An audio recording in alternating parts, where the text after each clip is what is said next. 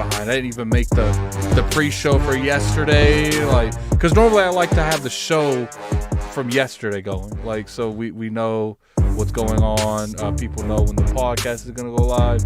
But last night, none of that happened because it just, I already did R&R, and I knew that my girl was not feeling that already, so I wasn't gonna try to like push it.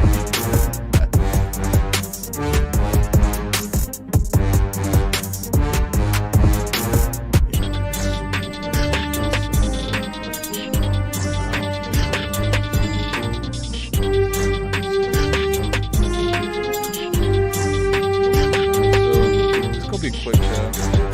Mainly,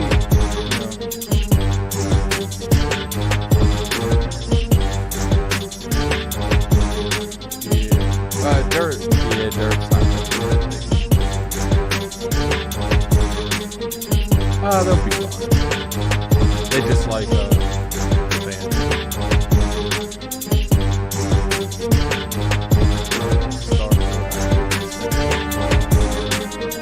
What's going on?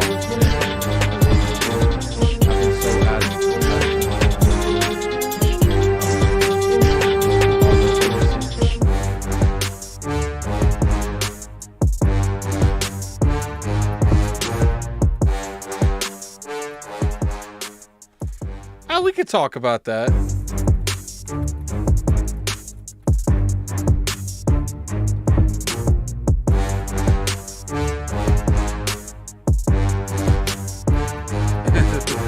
I think that's good.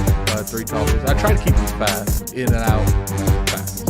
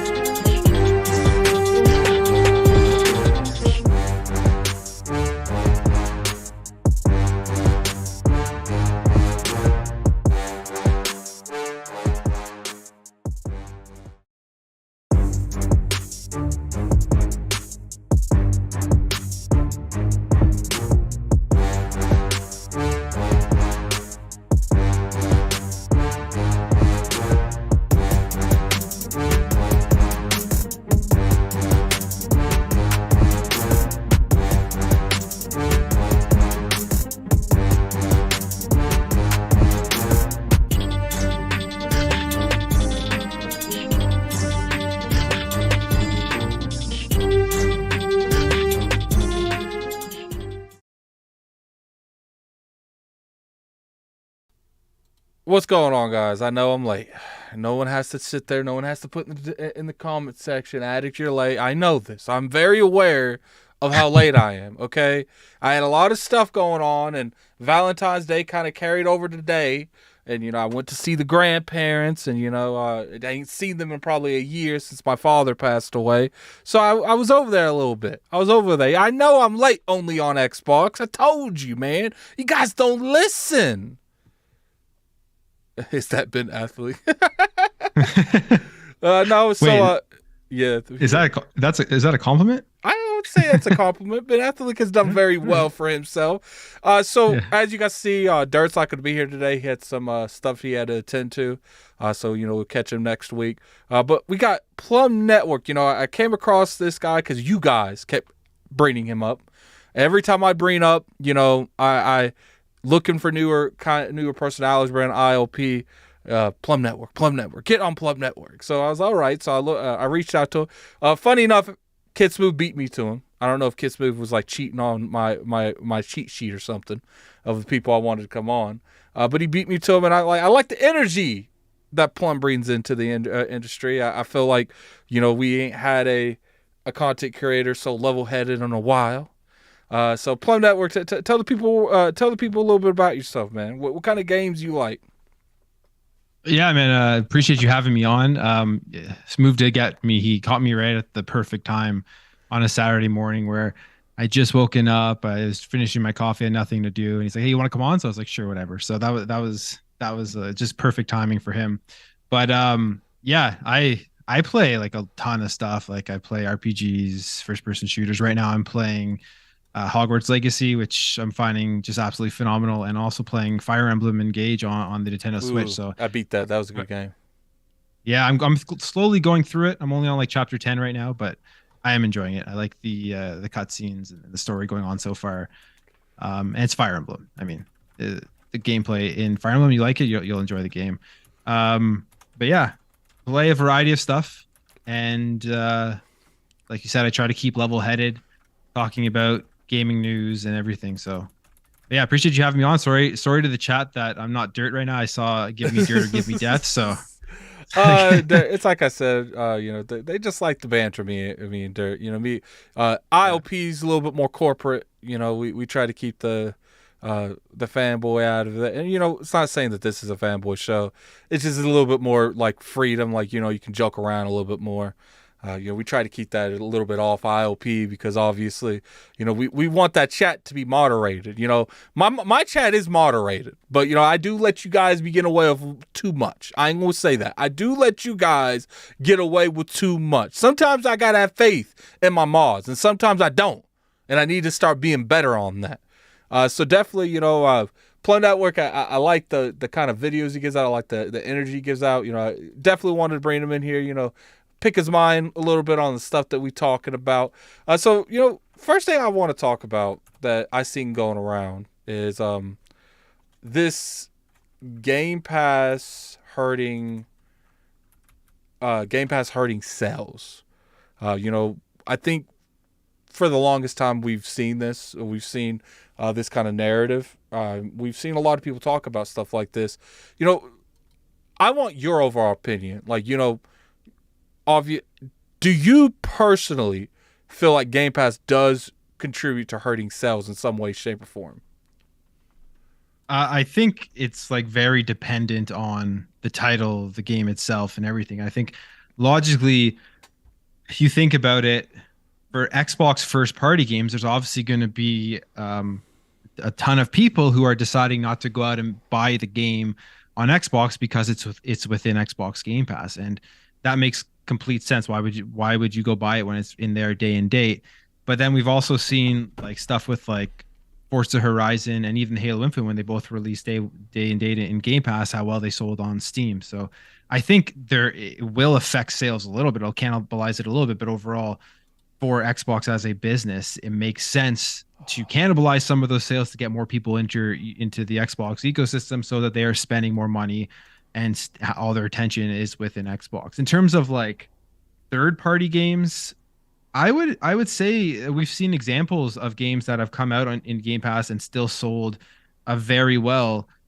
especially if they're multi-platform. And we've seen developers and publishers say that they've liked the success of their games within Game Pass, and there's definitely examples of where Game Pass has actually boosted sales. I mean, one of the ones people always talk about is the Descenders and the No More Robots development studio, where they were saying that they did their numbers pre and post Game Pass, and they were like way more sales after they had put their games into Game Pass. I think it's like very dependent on style of game. I don't think it's just it's good or it's a bad thing. Overall, I think Game Pass is a net positive on the gaming industry and for developers and publishers. Yeah, it seems like we're having a little. It seems like YouTube's bugging a little bit in terms of the stream. Hopefully, it'll settle out. Keep me updated on that, guys. If it starts to settle out, sometimes YouTube be working just fine. For months, I've not had issues with streaming, but the moment I bring a new guest on, we're gonna have all the issues in the world. Yeah, I agree with you. I feel like, you know, they are games that it will hurt. Obviously, you know, look at something like Starfield. You're going to realistically have people that would have bought that game, but they have a subscription. So why would you do it? You know, Microsoft is giving you that option. If you don't want to go out there and support to that degree, you can go ahead and pick up the game on the subscription service. You don't have to worry about stuff like that. So I definitely understand that. The biggest thing I would actually say is, you know, do you think, let's say that, because I was talking to Kid Smooth about this, and do you honestly feel that we've got to the point, because I do truly believe that Game Pass was originated because Microsoft was having a hard time bouncing back from the Xbox One generation. And they were trying to find more unique ways of monetizing their games that didn't put themselves in a disadvantage. You know what I'm saying? And I think that's why Game Pass originated. Now, if these games start delivering how they're supposed to, if Starfield comes out and it's good, and Hellblade comes out and it's good, and, you know, we get good results from stuff like Avowed, do you think that if they start seeing that huge return and they don't see Game Pass's numbers going up as much as they want, do you think that they could not necessarily hit the reverse card? Because we know if they get rid of Game Pass, it's going to be issues. There's going to be a lot of bad publicity. But do you think if they take that bad publicity, if something like that ever happened, and they have these games, do you think that they can get their people to go back to paying for those games at a full price as long as they're good? I think that would be really, really tough from a marketing and PR perspective. Oh, it would be almost impossible. I think it would be almost impossible. Yeah, I think there would be a ton of backlash, and yeah, I'm sure some people would go back. Like, I would go and buy Starfield if they said it's not coming to Game Pass day one. I would go out and buy it and play it if it was the only choice I had. But I think for a large majority of people, they would just switch platforms, or they would revolt against that decision, because like that was the main selling point of Game Pass, was first party games day and date into the service. And if that's not there, people would be like, well, right now PlayStation has exclusives coming out. You want to play Spider-Man, I want to play they want to play God of War Ragnarok, all these games. Why not just go back over to PlayStation and then sign up for PlayStation Plus? Because the service there is still relatively decent. They just don't have the first party games. So I think that the big selling point is first party, and more people would probably just go buy it on Steam. So I think honestly it's too late for them to do that. It would be a bad move.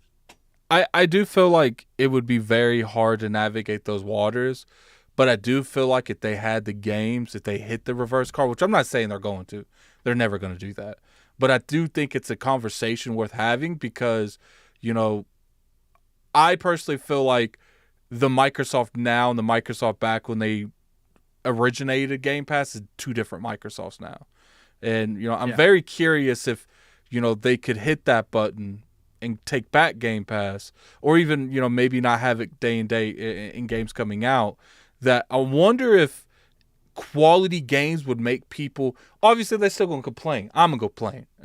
People are still going to complain. But we've seen it over and over again with certain things, and, you know, political stands on certain games, and, you know, cancel culture going a different way. Like, all that's cute, but when it comes to a good game being a good game, is people going to not do it because the Game Pass isn't on it? To me, I feel like they would have a huge rock foundation. They would be going through some muddy waters. But if they deliver the content, people are going to go and get it. Yeah, I agree. I think like a game like Starfield and even Redfall, if it delivers on what we were expecting it to be, people would still go out and pay for it and play it. I just think that there would be too much of a negative effect on people's perception of Xbox. Where right now, you look at Xbox and they've done a really, really good job from turning the narrative away from the Xbox One generation to where they are now, and then doing a move like that would completely reverse it. So, but people, I agree. Like a game like Starfield, people are going to buy anyway. So we're going to see Starfield sales on Steam, and just on PC in general are going to be huge, even though it's in Game Pass on day one. You're still going to see people going out and buying it. I do think that there are scenarios that actually do help Game Pass, help numbers of Game Pass. First party Xbox, they're taking the L. There's just nothing you could do about that. When you offer this game day and date, people can say they just use Game Pass to validate they want to buy the game. That's cap. Very few people do that. If the game goes into Game Pass day and date, I would be very curious how many of those people actually buy the game. Probably a very small number. The majority of the people, they're going to play the service on that service, and I don't blame them because, Netflix. People don't sit there and watch 2 episodes of Stranger Things and say, "Yo, I'm going to get it when it comes to DVD." No, I'm going to watch the whole thing on the service I pay a subscription service for. But when it comes to indie games like, Death Door, when those games leave Game Pass, I could see, because they got so many people eyeing on them, it could help multi-plats. When a game like Outriders came out in Game Pass and it's getting all this attention, you see people say, "Yo, why don't you play? I can't play it. It's in Game Pass." Well, you could play it. You just got to buy it. There's going to be people seeing their Xbox friends playing something. They only got a PlayStation or Steam. Unless it's not on PC Game Pass, they'll naturally buy it on those other platforms because of the positive publicity that game is getting. Would you think that was a correct statement? Yeah, no, I agree. I think that's the biggest thing that Game Pass does. It just gets games out there that people wouldn't otherwise play or otherwise heard of, and it helps them take off. I mean, we just saw the example of Hi-Fi Rush, which Shadow dropped, and how well that did, launching day and date in Game Pass. And then also, I think it was like it beat Forspoken within the first week, and it was like a $30 game compared to a $70 game, people buying it on Steam or something like that. So if it's a good game, it will sell and people will play it on Game Pass either way. It's really up to how good the content is. And that's how it's always been through the beginning of time. When it comes to games, people will go where the games are. Like, obviously it's not 100% guaranteed. I will say games like the original Dying Light, I feel like that's one where people didn't show up how in the groups that they should have showed up. I would say another example is like Lost Odyssey, Blue Dragon. Those are fantastic Xbox games that didn't really get a good reception. They really should have, and it's sad that they didn't. Like, these kind of games, they didn't get the love that I think they deserve, but I think there's more to that than just sales. Obviously, turn-based games that's not Final Fantasy has a hard time surviving in those. And this is back when Final Fantasy was doing that. They don't necessarily do that anymore, but I can understand with some of these niche games just having a hard time to sell. And that's why I feel like those do really well on Game Pass, because you can, for instance, JRPGs do a hard time on Xbox because the fan base hasn't really had a line, like a direct bloodline with that type of titles for years. So obviously, if you're not getting the good ones, the ones that are popular, the ones that are popping, when the newer ones come out, you don't buy those. Why does people care if Final Fantasy, Crisis Core is on the Xbox when you can't get the games it's leading up to? So there's no real reason to invest into that franchise on the Xbox brand, because you're not even really into that franchise because you don't get them. Yeah. It's and like same with like Persona too, and I wonder how well those actually did on Game Pass and how many people jumped in and played those. But I would argue that, like, I agree with you that you don't get them, so people don't care as much. But that's the issue that Xbox needs to work on, is getting those games, because Yeah, it's not like people on Xbox won't play them. They will. They just never really. A lot of people, if they've played Xbox their entire life, haven't been introduced to them. If it's the only thing that they're playing. and that's why I feel like Game Pass is really vital in those veins, because you get something like Persona 5. 9 times out of 10, you have a lot of old heads that played the old Final Fantasy games, play Octopath Traveler. They love those type of games. Yeah. But, their mindset is, I got to play those platforms to get those. But keep in mind, there's probably a lot of people that used to play turn-based games back in the 90s and early 2000s. They don't play them anymore because they're on Xbox.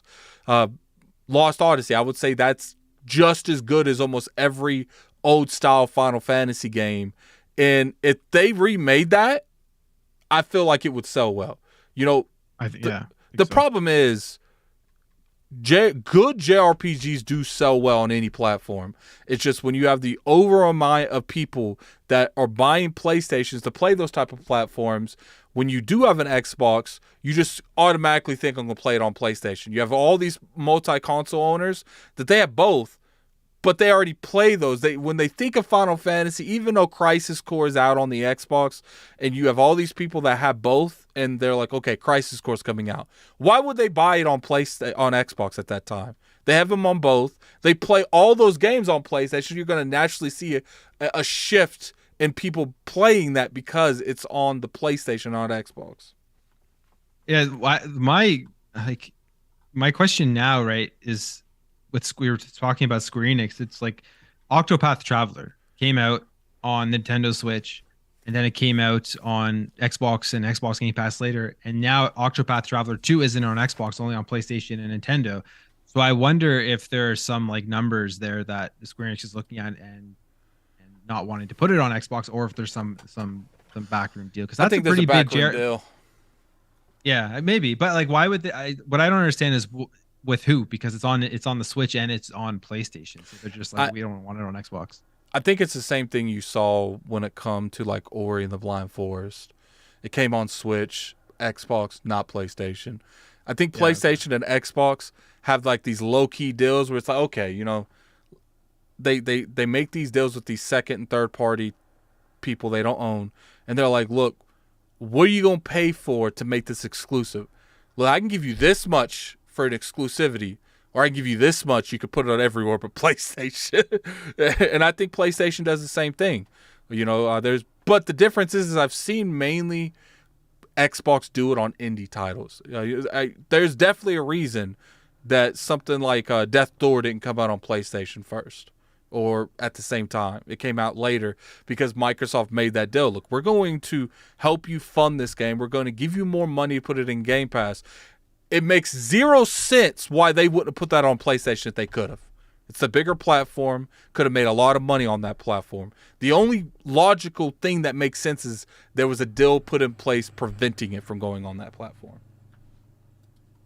Yeah, no, I guess it's just a weird thing, the Xbox and Square relationship, that's always changing. Every time a new title comes out, whether you're always guessing whether it's going to be on Xbox or not, or what if all Final Fantasy games came to Game Pass and now Final Fantasy 16 isn't on Xbox. So it's a weird thing, and I feel like, how much money are they paying to do that, and is it truly worth it for Square Enix to do it? It must be, because they do it all the time. So yeah, I guess to me, I'm a big person out at these days where I'm never going to tell you not to buy something. If you are generally curious about the Final Fantasy brand, buy Crisis Core. Completely 100% understand that, especially if you feel like, I just don't want to make people under the impression that supporting a game, Turk Cricket, he's coming. I don't want people to have the impression that just because you support it means it's going to happen, because I don't think that's the case. I don't think that even if Final Fantasy Crisis Core sold well, I don't want people thinking that's going to result in more of the franchise coming into the platform, because I don't think that's the case. And stuff like that, it's just like, come on, man. Like, just choose one side or the other. Are you gonna let the games come to Xbox or not? Because to me, having Crisis Core on it come on Xbox and nothing else is kind of a spit in the face. We're gonna give you the prequel, nothing after. And nothing to me, else. That I don't know about you, Dirt, but to me, that is low key promoting, like subconsciously promoting the Final Fantasy VII remakes, because it's like, oh, this is cool, man. This universe is lit. When's the next one coming out? Oh, you need a PlayStation for that. Yeah. Like, what's going on, Dirt? What's happening, fellas? How you doing? How do I sound? I sound okay? You sound fine. Okay, cool. What's up, man? Boom, what's up, bro? Do good, man. How you doing? I'm doing good, man. I'm doing good. He came in here and was like, oh, we got a guest. Let me pop in here real quick. Nah, bro, like you would usually hit me up earlier in the day. Yeah, it's been crazy, man. And like usually when you don't hit me up, I don't think we're gonna have a show. So I was doing stuff. Just found out I've been paying for super fast internet for 2 years, but wasn't using it because I had an out of date router, modem. I'm sorry. So I'm like, what? So I've been paying for this for 2 years and had an out of date modem. So I was doing that. So when you text me, so yeah, I'm here now. So. Yeah, thank you. I mean, you didn't really miss much. The thing we're talking about is, there's been a lot of report coming out in the Xbox camp that maybe Game Pass is cannibalizing their own sales. I remember a couple years ago we were told by like people like Phil Spencer that that's not the case, and I think people misquote him all the time. People misquoted him back in the Breath of the Wild days, where he said that those games didn't do as well as they were, and they're not as relevant as they used to be. He never said those games are trash and no one wants to play them. He said in terms of the popularity of those games, sure, you have some that succeed, but those are the outliners, not the rule. What happens when people talk about, we talk about Breath of the Wild, let's talk about the Shadow of Mordor franchise. There's plenty of other stuff. People want to talk about the higher echelon of single-player games that succeed, but don't talk about none of this garbage that's down here that don't go anywhere. Like, it's just like, but what's everyone talk about? Fortnite, Apex Legends, Call of Duty Warzone. That's what Phil Spencer was saying. He was saying it was going in that direction. But what I want to ask you, Dirt, is when it comes to, do you truly think that there is some form of cannibalization going on? Well, I think only a dummy would think that Xbox Game Pass wouldn't affect sales. I mean, because if you have this person here say, oh, I can pay $70 for the game, or I can just play it in this subscription service. I mean, most people would say I will play it in the subscription service. So, I mean, I'm sure it does a little bit, but everybody knew that. I know what you said, Xbox said years ago, but what type of games was he like what they're talking about? It says some people buy more games because of Game Pass. Was he talking about indie games? Because we saw the guy Mike Rose. That's what I'm saying. They misquote him. He was talking about games that don't normally get a lot of shine or getting massive success over it. Absolutely, man. And I think that's, I mean, bro, it's simple. When Phil Spencer speaks, people misquote them intentionally to fit their narratives. I think it's simple. Only a fool would, yes, of course, Xbox Game Pass hurt game sales. If a specific game, upcoming game, Atomic Heart, right? On Xbox, I'm sure it's going to sell more on PlayStation, not just because PlayStation has a bigger install base, but because Atomic Heart drops in Game Pass day one on Xbox. Of course, it's going to hurt the sales on Xbox. Yeah, duh. So yes, I mean, it's stupid to me. It's the discussion isn't like, it doesn't really matter, but the sales being cannibalized at the end of the day is how much revenue are these developers and publishers making, right? Sure, they're selling less units, but they're getting a huge amount of money up front, which offsets those units they're not going to sell, and they don't have to worry about marketing as much. They don't have to worry about losing development costs with that risk, and that's, I think, far more important for the devs than losing out on some sales on Xbox because they're playing it through Game Pass. Absolutely. Not to mention, what we see is, they're not getting those sales, and what developers and publishers are seeing is there's more ways for us to monetize our games besides sales. We can sit here and go 6 months off the raw sales, and then after 6 months, we can pop over here to Microsoft like, yo, give me that bag. I'll drop this in Game Pass for a couple months. And then after that, they can go to Sony. Yo, give me that bag. I'll drop this off in your PlayStation Plus or whatever the hell it is. There's more avenues of them to make money in general. I agree. And like, there's games, like, let's be honest, there's games that I played in Xbox Game Pass that I would not have bought. I said, oh, this game looks interesting. I'm going to check it out. There was a game called Road 96. I played that, enjoyed it. I would not have bought that game. You know, so there's so many titles that's similar to that Xbox Game Pass is actually, you know, putting their game out there more for people to give it a chance. You know, they won't spend $30, $40, $50 for it, but maybe they'll try the Xbox Game Pass and say, damn, you know what? I love this game. It's pretty good. And, you know. And then not to mention, like, you see stuff where I'm convinced, like, put the old Shovel Knights in there. You know, when the next Shovel Knight comes out, if it's not in Game Pass, you're going to naturally have better sales because people was able to... I think it is in Game Pass, the next one. Well, the next one is, but you get what I'm saying. Like, yeah, Persona 5, 4, and 3 in there. You know, you can't convince me that Persona 6, if it's on Xbox, isn't going to sell better because the previous ones was more accessible to the Xbox community. Exactly. The fan base, like the Judgment games, the Yakuza games, those games were not even on Xbox in the past. But since Xbox made a deal with Sega, they put the games in Game Pass.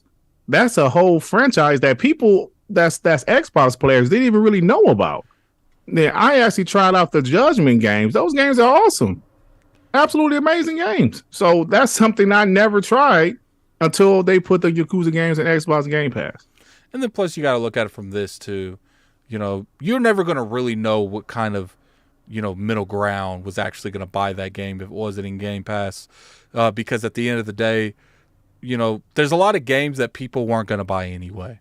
You know, they were only willing to try it because it was in Game Pass. For instance, I'm sure there's a lot of people that Starfield doesn't look like their type of game. Redfall doesn't look like their type of game. They were never going to buy that game. But now they have access to it. Sure, you know, does it cut into sales? Absolutely. I wanted to say the F word, but I'm trying not to cut. Absolutely. There's definitely a huge amount of people that would have bought Starfield if it wasn't in Game Pass. But guess what? Microsoft wants it that way. They want you to be in that subscription service. It's like I said earlier, Dirk, like no one's gonna wait for Stranger Things to come on DVD in Walmart. They're gonna watch it there. And then if you got the tryhards, they're gonna go. That's why I think that they're doing this. You know, they've been doing it for a while now. Where it's like, look, you want it in Game Pass, you can wait in Game Pass. But if you want to play it 3 days early, you're gonna have to buy that sucker. Like, and the sad part is when it comes to like people like us, content creators, damn. Like, I gotta buy it. We saw that with Forza Horizon 5 with the 3 days early. Right. That sold like crazy. I mean, and like, it sold like crazy. Yep. Yeah, and like the thing with Game Pass is it's all about the attention. That's what they want. They wanted people's attention in their ecosystem, and that's why they put all these games that would have never played, but that's like another 10 hours that your attention is within Xbox that could have been on another platform. So that's why it's, I think, extremely powerful as a service. And we look at all like the free to play games and games as a service in the last month or so that just shut down because there's so many out there, and they're all just competing for attention. For Xbox, they keep putting all these games in here, and sure, it'll cannibalize some sales, but it'll keep people's attention in their ecosystem. And these games that people are discovering that they would have never played. So I think it's like a win-win. We even look at like Guardians of the Galaxy when that dropped in Game Pass, how that revitalized that game. So I think there's just way more positive for Game Pass than there is negative, and there's always that narrative trying to destroy Game Pass. That's bad for the gaming industry. You know what's crazy? I can understand if like you as a stock owner or something like that, you invest into the company, you was a huge investor, not like you bought 2 shares and you're concerned about Game Pass hurting your returns next year. But major people invested, I can understand if one of them came out. Yo, I'm concerned that the sales for Starfield could have been way better if Game Pass wasn't around. But you got these people literally wanting to pay more money to the game. Like literally like, I want to support the developer. Sorry, bro. you ain't supporting the developer even if you buy the game. Because we've seen time after time, games still sell well and they don't get a sequel. Games sell well and they still get laid off. So at the end of the day, that's why I always say, when it comes to certain games, I will tell you right now, like, what's the game? Callisto Protocol. I told people I think it's an okay game. They missed a lot of notes. But if you want to get out and you want to actually come out there and support a company that's trying something like that, because a lot of that type of quality, even though there's a lot of issues, is not an easy feat for the type of studio that they was. It's kind of like equivalent to like Ninja Theory. They are making, they were punching way above than they actually realistically should have been punching for their weight class. I was like, if you got the extra money rolling around, you do want to have a decent experience. Support the game because I want to see the studio get another chance. Absolutely. And see, like, I love that game, the Callisto Protocol. I would love to see a sequel. Not quite sure it's going to happen. Because it didn't sell as well as they thought it should have, but put it in Game Pass. Yeah. That will put a lot of more eyes on that game. People may buy it. Yeah, more people may buy it too after they've played it in Game Pass. So So $2 super from Stanley. The problem is Xbox guys saying Sony should do it. I don't think that they necessarily think Sony should do it. I just think that look, if you have the best food in the world and you getting it pretty cheap. Well, I wouldn't say best food. You got some good food. You getting it pretty cheap, man. When you want the other people doing it too, just because I go one place and eat don't mean I don't want all of them. I want all of them to be the same damn price. All right, and obviously there's people using their own motives, but to me, as a consumer and as a gamer, I want everybody to have a subscription service. I want Nintendo to let me play these games for a monthly subscription service. I want Sony to let me do it. I want Xbox to let me do it. Like, to me, there is zero reason for you not to want them to do it unless you're an investor and you're generally concerned that it's going to hurt your returns. Yeah. Listen, I think this guy, I don't know. I'm assuming he's a PlayStation guy because why would he say this? I don't think Xbox guys are saying Sony should do it. Some of us say we think that Sony will do it because, where Xbox Game Pass has about 30 million subscribers. I think if Sony put their games in the service, then they will probably surpass Xbox Game Pass eventually because, just like the content that they have, maybe. But at the same time, you guys bash Xbox Game Pass and all we saying, Sony will probably do it too. So let me ask you a question. Oh, sorry. Go ahead. No. I was going to say Sony kind of did it today when they dropped Horizon in PlayStation Plus. It's only been a year, right? It's been a year. It's only been a year. What, Forbidden West is in PlayStation Plus? Yeah, they're dropping it this month. That's kind of crazy. That's really soon. I didn't know. I haven't been paying attention to stuff like that because it's just been crazy. We got a $10 super chat from Mandingo McDickens. Oh man, I can see Addict and Plum. Is that how you pronounce your name? They clowning me, man. Mandingo McDickens. No, I'm talking about Plum Network. How you pronounce your name? It's Plume. Plume. Okay. Yeah. See, they clowning me. So Plume. I can see Addict and Plume. Though I hear it, oh my god! Though I hear it, I'll read this at it. I'll read it. Mandingo McDickens with the 10. I can see Attic and Plume, though I hear a third person. I just see nothing but darkness on the bottom half of the screen. He makes the black hole look light skinned. Great show, fellas. How dare you, Mandingo? Damn it! This is. I don't even know if I'm allowed to react to this. Man, don't worry. Let's just move on. You POS, Mandingo. How dare you? I'm on the show with a couple white guys. You can't be saying stuff like that. Yeah, They being too much. Thank you. They being way too much. But that's the little jokes we Plume. Okay, Plume. Yeah. I can't believe I was mispronouncing this man's name. I did the same thing when he was on WBG. Hey, Plume, I think Plume. everyone mispronounces that first. I just don't correct them because I'm like, whatever. Nah, man, We'll you just gotta go with it. correct people. Okay, I remember not Plume. People misspell my name. It's the first thing I do. My name is not spelled with an I. It's spelled with an E. Paris does it. He doesn't like people spelling his name. How Paris is spelled. He has an extra I think. And at first I used to like, dude, it's not that big of a deal. Just tell me if you're coming on the show or not. Like, because I used to spell it, but at the end it's like I get it. You go your whole life, people always misspelling your name. It's like at that point, it's like, dude, just change your name to one I. Like, $5 super chat from Jess Cheese. I don't know. I would challenge the food argument. There is a person like Little Caesars is cheaper than real life. There's a reason Little Caesars is cheaper than real. I get that. I feel you on that. I get that.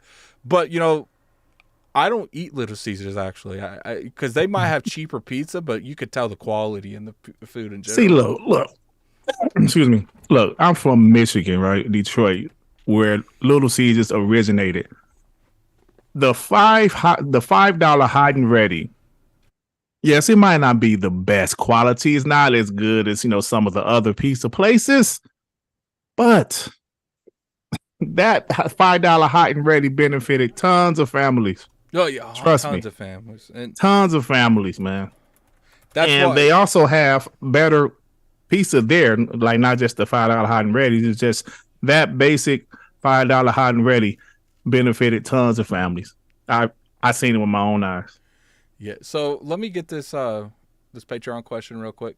It says, hey Lords, I wanted to get your opinion on this. Do you think that Forza Motorsports will release on October with the Xbox X and S bundle, and then for the holiday kickoff we get Starfield in November with its own Xbox X and X console to rival Spider-Man 2 launch? Thanks, gentlemen. Have a great week. Can't wait to see. Can't wait for this week's podcast. William, I appreciate William Riggs. Yeah, I appreciate that. So what do you guys think? You think they're gonna have bundles? I think this holiday's too late for Starfield. But you guys, what do you guys think? You go ahead, Plum. Yeah, no, I think like they'll just do like the marketing thing with the Game Pass and then like have Starfield on the box. I don't think they would like include a full download code for it. Well, yeah, I think. No, yeah, like I agree. Like it's too late in the fall to do that, unless they comes out in the fall. But I could see a Starfield custom Series X. Yeah, that's what I was about to say. I believe Starfield is that big of a game, but there's this first new IP in years. It's a huge game. It's Xbox's biggest game. It's one of the biggest games this year, period. I can see them doing a custom console, custom controller, and a bundle. Xbox Series X bundle, because I think it's just a big game for them this year. Now, if it comes out in June, I still think these people, man. Dirt, go ahead and read that. E-Man, oh man, E-Man 2537 with the 5. How dare you, McDickens? I thought I was the only one to roast Dirt on someone else's podcast. What's up, Dirt, brother Darkness? What's up, E-Man, you POS? Hey, these guys, hey, these the homies, they be on my show talking trash, and now they on your show, Addict, talking trash. Oh. It's funny. They going back and forth. I'm surprised McDickens joined it on the little inside jokes. Oh, trust me, he's always there on WBG and TTS every week. But they're the homies. It's all out of love.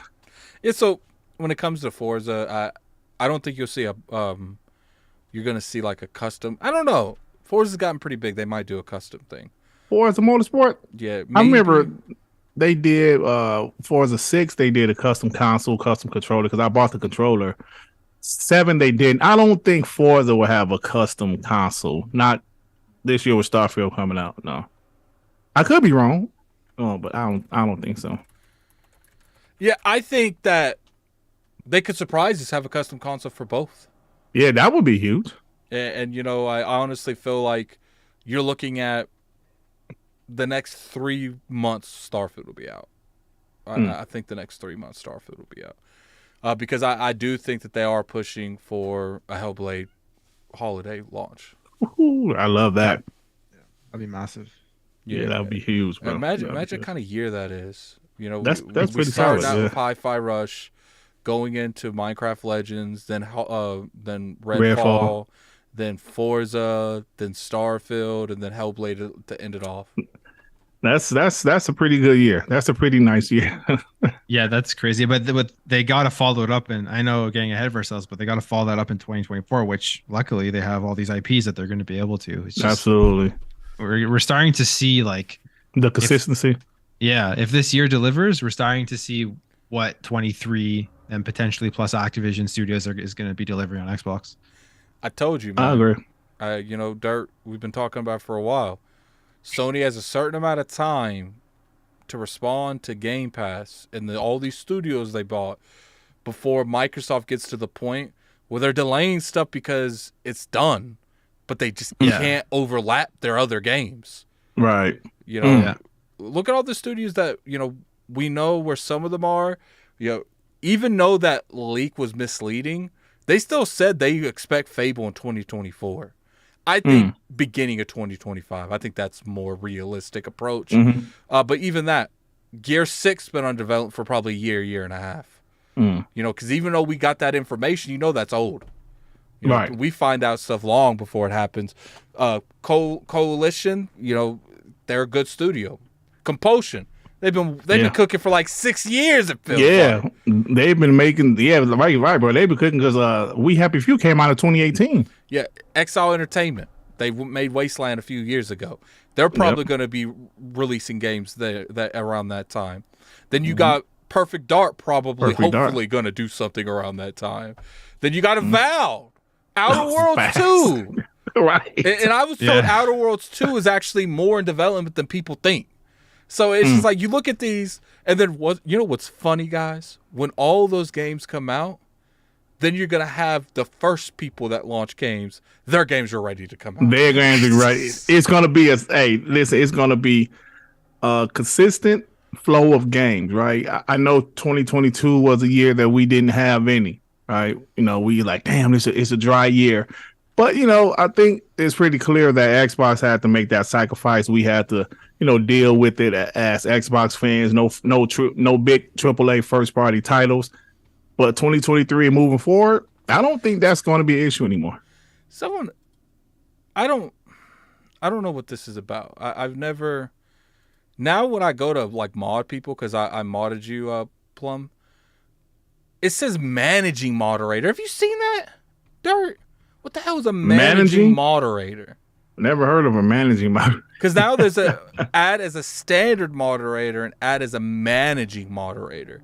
I'm curious what that means. Is it like they give the same rights that I have as a channel owner to another mod? Idea. Because what's funny is like the only people that the mods can't hurt is me. You know, I overrule y'all.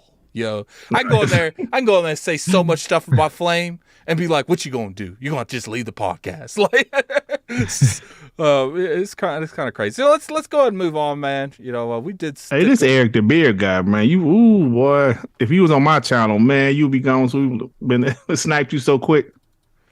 These guys, I don't understand these guys. Just come to Xbox podcast and this has nothing to say except for, oh yeah, Xbox losing in sales. Oh, Xbox ain't got nothing but cartoon games. These are guys I can't stand, man. Yeah. So all right, let's talk about Hogwarts Legacy. Who here's played it? Playing it now. Just a little bit. I haven't played it yet. I did the character creation, which was amazing, by the way. Yeah, you know, I guess I've never really cared about like character customization. Most of the games I play, I have a helmet on. Never see myself. I literally usually go with the default. I don't even mess with them most of the time. But I can honestly say, coming from like a white dude, if I wanted to make myself, I could make myself in any game. So I couldn't imagine what it's like to like want to make yourself, and they're like, "Yo, well, I guess they ain't no black people making the anything in this game." So there's no. Yeah. I feel like there's got to be like a a studio needs to literally be designed, and I think they make money, Dirt, where it's like they're well versatile in multiple engines, and you can hire them to make the character customization for a variety of different people. Hold on, like, so you're saying a studio specifically for that? And it's not just I think they'll get plenty of work. Like you could do a variety of different styles. Like I think they'll get plenty of work. Like instead of doing that, it's like just outsource it to them people, man. They, like, exactly. And especially black people, they complain about it because it's valid. So it's just like they hear it. They getting annoyed that other people are annoyed about it. Dude, it's just like, what's funny is I talked to a developer, and he said, because I asked him, I was like, dude, why don't you ever do right by black hairstyle? He's like, dude, some of those are hard to do. It was like, you wouldn't believe the amount of stuff that is hard. Because let's be real here, man. I got a receding hairline. There's like white people got pretty much the same hairstyles. Like, dude, every time I watch a new thing that's made by 50 Cent, like a new show, it's the new hairstyle I ain't ever seen before. So I get what they're coming from on their end. It's like, especially a lot of black women's hair is like crazy, so it would be hard to like make that. But just like, if someone made a studio and they were experts at that, imagine what it would like for that studio. I have a hard time believing everyone wouldn't hire them. Just so they don't have to worry about that. Yeah. Like I said, they would get plenty of work. But Hogwarts is the first game I can remember in a long time that got the black hair right. Like for the most part. The female hairstyles, the male hairstyles, they got it looking good. And I haven't gotten into it too much because I still been I beat Dead Space Remake, right? Loved it. And I loved it so much, it made me want to go play Dead Space 2, right? And I went back to play Dead Space 2. And that's one thing I love about the Xbox. I played it, FPS boost, HDR. Said, wow. And it looks pretty good. It's a 360 game, obviously. And I love that, man. So, yeah, that's why I didn't really start playing Hogwarts yet, because I wanted to play Dead Space 2. Then I'm going to probably play 3. Like, I love the remake so much, it made me want to play the previous game, so. I think you guys will enjoy it. I honestly do. Yeah, Hogwarts so far, what I it. played of it, man. Well, what's your opinion, Plum? How much time have you been able to put in Hogwarts? I have about like 8 to 10 hours in it so far. It's so about not what like I have. I'm gonna be real with you. Yeah, not like a crazy amount, but like I'm going through it slowly, just like taking in everything in. I'm not like I used to be a Harry Potter fan like when I was younger, but I haven't followed it in a while. But man, the detail in the game is incredible, and like every like hallway you're walking through it's so well done. And even the combat, when you're getting into like the more of the dungeon areas and you're taking on a bunch of enemies, I thought the combat was going to be clunky. I thought it was going to be slow. I'm like, how cool can combat be with a wand, right? Like maybe standing there. Very surprisingly good. Surprisingly good. And like you have to really think about like your moves that you're using on the enemies and with the different colors that pop up on them, and when you have to block and dodge and everything. So I think it's phenomenal so far from what I've played. But like I said, 8 to 10 hours so far. The crazy part is let me find out who made this studio, because I was seeing the stuff they worked on before. It's not a lot. You call it Avalanche. Yeah, I think their last game was like Chicken Little or something. Chicken Little. Yeah, I think they made a Chicken Little game. Avalanche Software. That's which is not the same as Avalanche that did the Just Cause franchise. It's funny. Yeah. I saw Tim Dog, love Tim Dog to death, but I saw him say like kind of like giving the illusion that they're the same company, and then when I was about to hit him up and be like, yo, you got this wrong. When I clicked the tweet, it was already gone. Yeah. He was like, "Oh, yeah, I messed that up." They do like Disney Infinity. Yeah, like so they cars. only did like kid games, but this goes to show you guys, this is how I feel. Some of the teams we see do smaller kiddie games. They're sometimes talented. They just don't know it. They're talented, but like sometimes that's what they have to do. They have to do what they have to do. But you give those guys a little extra budget, add a couple more people to the team, Yeah. Time, because we know when it comes to development, time and budget is the two most important things. You give those guys both of those things, and you see what happens. Boom. This team, Avalanche, they're killing it, man. This is ridiculous. Let me read you some of these games they've read. They've been around since 1996, first off. Wow. That's a long time. They started out with Ultimate Mortal Kombat 3 for Sega Genesis, Super Nintendo. So they just did ports then. Yeah. Then they did Mortal Kombat Trilogy, 2-on-2 Open Ice Challenge. I don't know what the hell that is. I remember that. Rampage 2, Rampage Through Time, Rugrats in Paris, the movie. Damn. Wow. I actually saw that movie. Yeah, they did the GameCube and PS2 version. Looks like Tak 2, Dragon Ball Z Sagas, Chicken Little. James told you they did 25 to Life. Chicken Little, Ace in Action. I remember 25 to Life. Meet the Robertsons. Hannah Montana Spotlight World Tour. Wow. Wow. Toy Story 3. Cars 2 Disney Infinity for like 5-6 years. There's like 5 different varieties of them. Cars 3, the last game they made was Cars 3 in 2017. And now Hogwarts Legacy. Bravo, man. Bravo to them. Mm-hmm. Yep. Chicken Little doesn't look too bad. And to me, at this point, if WB isn't looking at the studio and was like, give them more money, give them more talent. Yeah. We are going to build this studio out because we have severely been underestimating you. Yeah. And they delayed the game properly. They put off the PS4. Well, they delayed the whole thing, but then they put off the PS4 and Xbox One versions and the Switch. Eric the Beard be getting on my nerves, but he said, pretty sure you just named off Kid Smooth's top 10 games of all time. As much as you be doing too much in that chat, Eric, that was pretty funny. I ain't gonna lie. That actually sounds something like Kid Smooth would play. Oh, man. $2 hey, man. Yeah. $2 super chat from Apollo Cooper. Listen, the Meet the Robinsons game was fire. I don't give a fuck. Bro, listen, but I love to hear stories like this. They did a bunch of kiddie games. They did games that they had to do to make ends meet, or but now I gotta sneeze down. Hold on. I'm sorry, hold on, go ahead. Yeah, I think this studio is a prime example of you make a good game, people are gonna show up. And yes, I'm willing to bet you this is the most money WB's ever made in their gaming industry.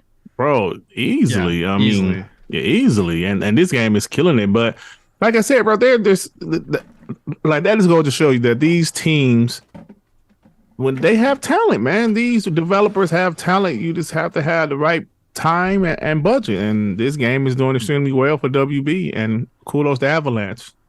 Is Avalanche software? I mean, Softworks. So, like, what's the name? Avalanche Software. Yeah. Software, yeah. Shout out to them, man. And it's like, do you guys think that they go straight to another Harry Potter IP, or you think they might try to let them do something else?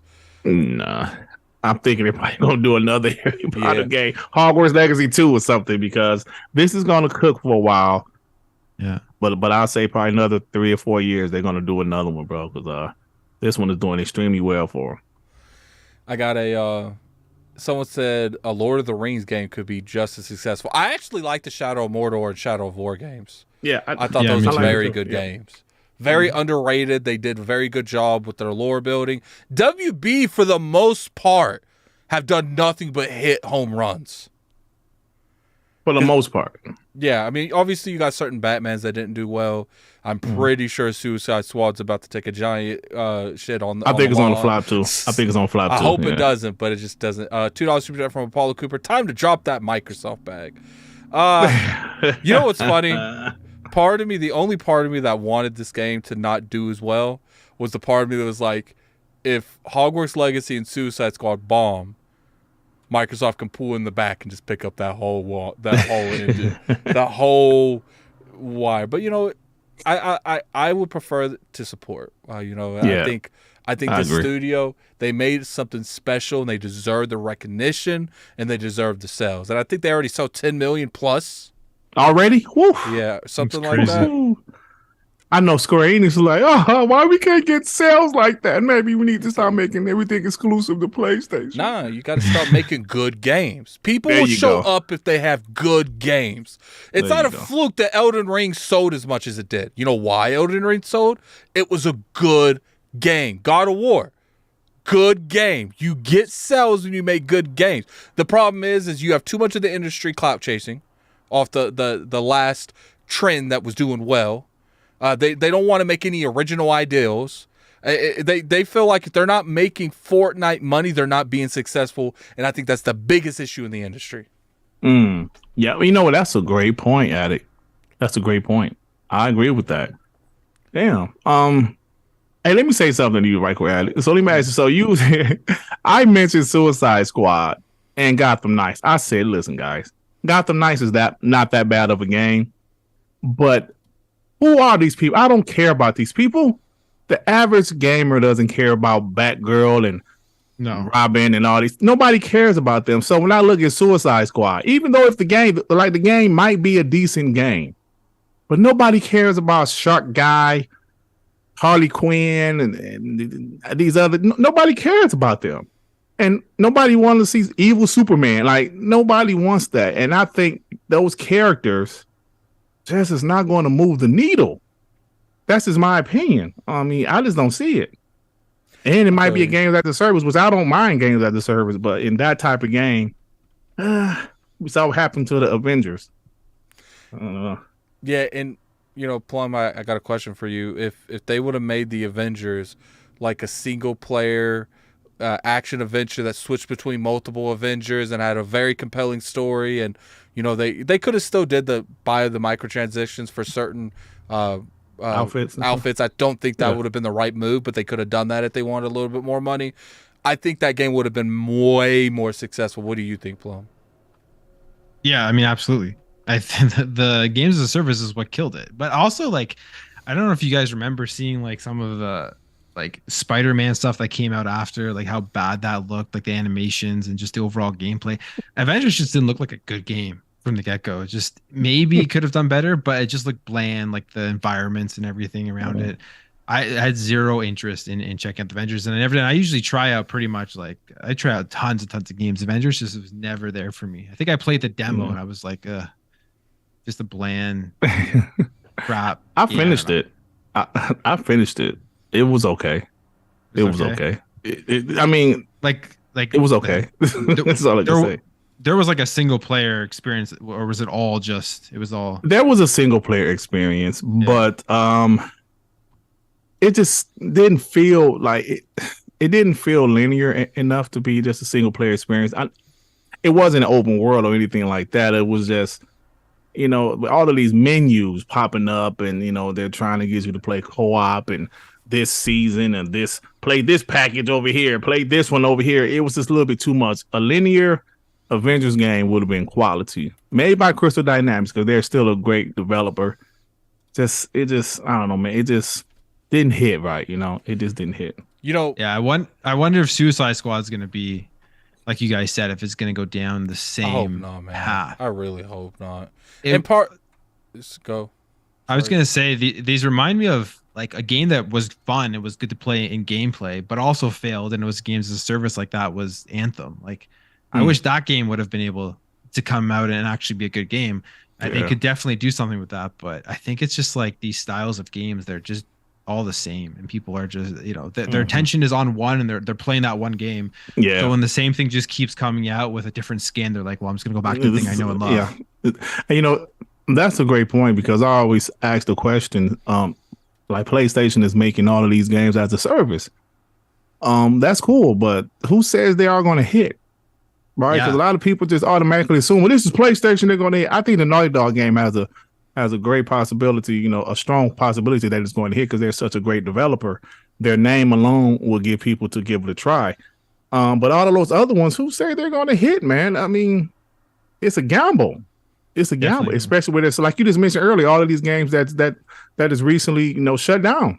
It's a gamble. Yeah, if an Apex Legends mobile isn't going to make it, what makes it you think that PlayStation games as a service is going to? And like Apex Legends mobiles, a very popular IP on phones that you don't even need to spend money on in terms of a console, and that didn't make it. So Yeah, and part of me is like, if it does fail, I'm like, so be it. Like, it just, at this point, with all these games as a service shutting down, maybe these companies will be like, maybe we were wrong. Maybe we should pull back a little bit. I feel like EA's already got to that point. They're like, okay, we were bugging. All right, get that dude, start making Dead Space. Like, we got to start reversing this company. They don't want to pay for games weekly. We get that now. Yeah, but they got to bring out Titanfall 3 now. Yeah. Did you see that game they canceled? Yeah, I saw that. And the Titanfall universe is supposed to be like a character from Apex Legends that was like the main character, and they all was supposed to be in it. It's like, I get it. They're getting us Jedi, Survivor, and Dead Space this year, so right now they got my good graces. I think if anyone, Square Enix is on my shit list. They're the ones. I would say Ubisoft is I don't really care about their games. Nintendo, I like Sony's games. I wish Sony had better practices, but that's about all. And Xbox needs to amp it up. We need to see these games they've been making. But that's pretty much all we're going to talk about when it comes to Hogwarts Legacy. I feel like there's pretty much not a whole lot more we could talk about that. Let's talk about this, and then we'll go head out of here, man. Let's talk about Starfield release date. There's been a lot of rumors on when it's coming out, where it's coming out, if it's coming out, and I'm curious what your guys' opinion is. There was some rumors that's coming out in May, saw some June, some July. I think people are just throwing months out there at this point. At this point, the only reason they're not saying January, February, and March is because we're in those damn months. So, I'm curious what you guys think. What's your overall perspective when Starfield's coming out, and when would you want it to come out, and when do you think it's coming out? We'll start with Dirt. Well, look, man, I'm going to go with what Jazz Corden said he heard. He heard June. And for me, the ideal time would be, I don't know when E3 would be or Xbox show is going to be, but right before the show, I think would be perfect. Drop it a week before the show. People still gonna be buzzing about that, and while they're buzzing about Starfield, the Xbox is gonna go out there and announce some new stuff, like 3 or 4 new games. That's unannounced. Excuse me, that's unannounced. I think that would be perfect in my eyes. So I'm thinking June. I'm thinking first week of June. Okay. Plum, what's going on, man? Please don't say anything past June. Please give me hope. Don't extinguish it. Yeah, no, I'm going the end of June. I'm going like, I don't know, June. I think on like GOG they have like the release date on there. Just a placeholder. It's like June 29th. I'm going to go around that time. I think they're going to show it off at their event, their E3/not E3, whatever you want to call it, event. And they're going to announce the date there, and it's going to be coming out like right soon after that event. But for me, like personally, like I think they got to line it up in a time that's not overlapping with a bunch of stuff. When is Forza Motorsport coming out? That's the question, right? Yeah. You don't want those coming out all at the same time. I'm like all for, I've said this before, but I'm like all for them. If the game's ready, just you can delay it a couple of months to put it in an open spot. So you don't have just a cram schedule, because it's a huge year and you got to capitalize on all the games that are going to be coming out. Yeah. Yeah. So, when do you guys want it to come out? Because thinking a day that it might come out and your day that you would prefer to come out, I think is two entirely different things. Now, let's don't say Shadow drop today. Let's be a little realistic here. What's that day, man? What's that day? It's tough, man. There's so many games in 2023. I'm like, my backlog is huge, and I'm super excited for Starfield. But I would say like I want it to come out just sometime in the summer. Like June is fine. Like that's my prediction. I think June's good, because when does Redfall come out, in May? So May, yeah. Yeah, you'll have a good solid month. I say end of June, like I predicted, because you have a good solid 2 months right there to get into Redfall, try it out, and it's a different type of game. Most people will probably have beaten it by then, and they'll be ready for something new. And then if Hellblade or something does come out in 2023, you play Starfield, go hard on that until the holiday season, and then you can jump into Hellblade. What about you, Dirt? I'm gonna say specifically, I'm looking at my calendar right now. I'm gonna say June 9th, which is a Friday. I think that's the day Starfield releases. June 9th. Yeah, and that's the day I wanted to release also, because like I said, I'm assuming Xbox showcase or whatever, because it's probably going to be in June, or maybe be the 11th, like since they usually do their shows on Sundays now, so that'll be a few days before that. I mean, that seems perfect to me. Like I said, the buzz will still be surrounding Starfield, and then they're going to have their show to showcase some more stuff in the future, and people are going to be talking about Xbox. So yeah, that's just me. So I got a $10 super chat from Dragba. I probably butchered your name, man. We're going to be right past it though. Good games sell well, but good games also get ignored all the time. Avalanche knew they hit the jackpot and they landed the Harry Potter IP. Enjoy the ride, but don't get mad if you folks suggest you sold out. Enjoy the ride, but don't get mad if you folks suggest. If folks suggest you sold out. Oh, so I see what he's saying. Are they referring to like them making a Harry Potter they sold out? Yeah, I get that, but here's the thing. The one thing I will push back on that is it's everyone's dream to be able to work in that kind of universe, because A, you could still make the game your own. They clearly did. And B, it's easier to sell and have longevity in your job because you're working with something like the Harry Potter IP. And that's why I do believe that that's the reason that they go this direction. We see it with Star Wars all the time. Like right now with Jedi Fallen Order, Jedi Survivor, people love to work with IPs. It's just bread and butter. There's a reason when Netflix is working for a new show, they're like, what's going on? League of Legends, what's going on? Cyberpunk, what's going on? Because they know those have established IPs. They're established audience. They know they could get that audience at least to watch that show. Can they get more than just that audience? That's really the question. Yeah. I do agree with what he said. At the beginning of his super chat, he said, like good games get ignored all the time. That is true. There's a lot of good games that just flat out got ignored, and this generation, last generation, just period. So that that's true, and I guess Harry Potter being the IP that instantly brought more eyes to the game, but they had to deliver on quality, and they did that. So I'm gonna give them credit for that. Yeah. So I mean, anything you want to say about that, Bloom? Yeah, no, like the IP thing is.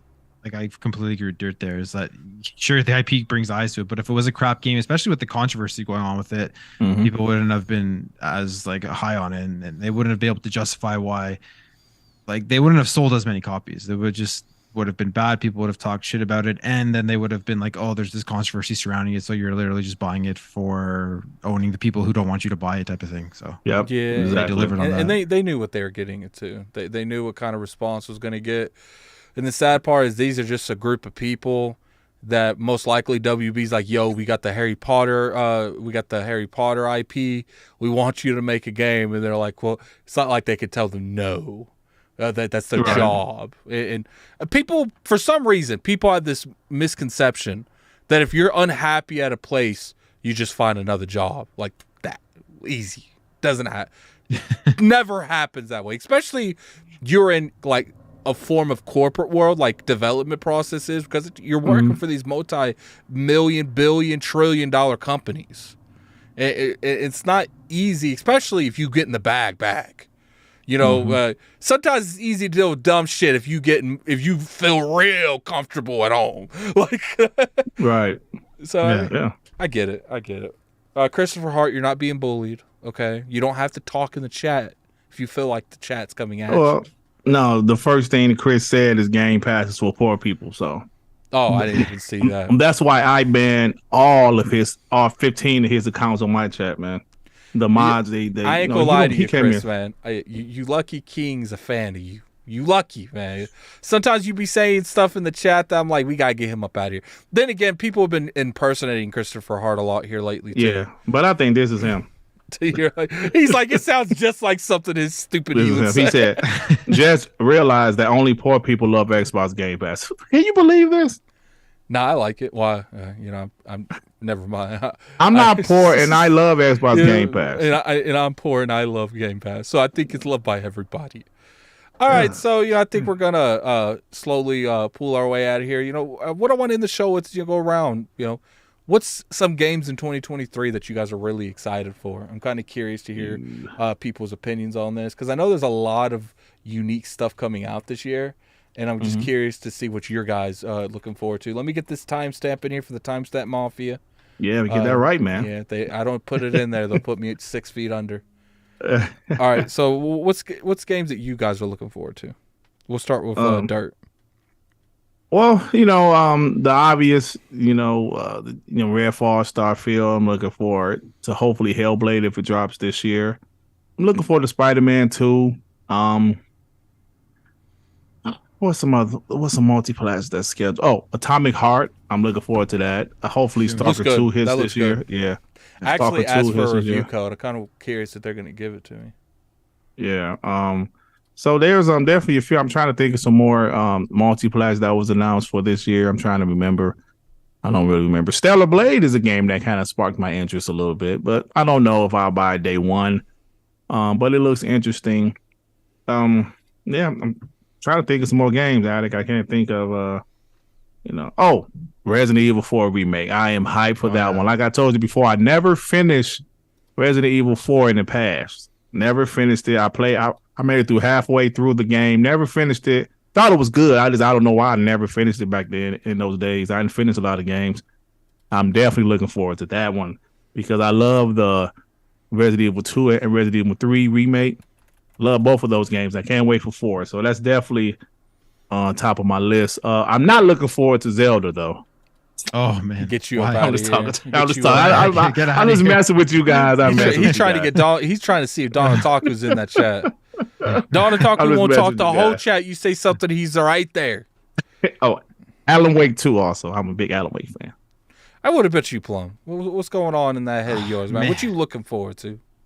2023 is already insane. Like it's just so many games coming out. My backlog is already massive, but all the main ones like Starfield, Redfall, Star Wars, Jedi Survivor. I'm looking forward to that. Yeah. I'm looking forward to that Assassin's Creed game. They're going back to the smaller ones, so Assassin's Creed Mirage.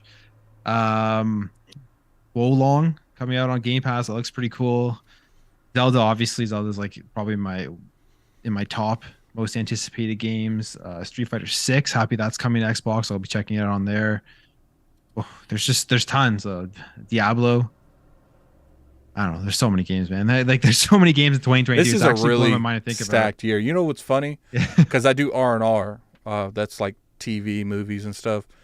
It's a stacked year in movies too. It's ridiculous. I don't know what I'm gonna do. I don't. I'm a just roll up in the fetal position and just cry all year. There's just too much shit going on for me to do everything. Stuff is gonna have to get thrown to the side. I'm sorry. Stuff gonna have to be. I'm gonna walk around act like I don't know some of these games. There's just not enough time. It's crazy. It's crazy even now. Crazy. Even right now, I've decided I'm gonna take these games just slower. I'm not gonna try to rush it because you play these games, you see everything coming out, and you get that feeling of and then you try to rush through it. Yeah. And you try to rush through it. I'm like, I can't do this. I'm just gonna enjoy it. I'm gonna enjoy Hogwarts. I'm gonna just take my time and I'll play the other ones when I get to it. Yeah. That's the best way to do it, man. See, that's why I'm not rushing with Hogwarts. I'm just kind of taking my time. Like I said, I beat Dead Space remake and it made me want to play the part 2 and part 3. And then I realized, looking at my achievements, I said, I thought I finished part 2. I guess I didn't finish it back in the 360 days. So I'm going to finish that, finish 3, and maybe go to Hogwarts. But by that time, Resident Evil 4 is going to be out. So there's so many games, bro. So many games. It's ridiculous. I feel like it's good, but we got issues. That's the show, man. Let's go over here to they're gonna make you spam. You got put in that 5 straight times. Yeah. It linked to some Chinese web or YouTube page. Oh, Don't click wow. on that one, guys. Don't click on that one. Let me see. Oh yeah, it did. Who the hell is this? He has one sub. He has one sub. This guy. Yeah, it looks like the YouTube's messing up again. It's fine. We about to get out of here anyway. Just Dirt, put your stuff in there too. I don't know what's wrong with YouTube here lately. There we go. That's working. Yeah, you guys are ridiculous, man. Yeah, I don't know, man.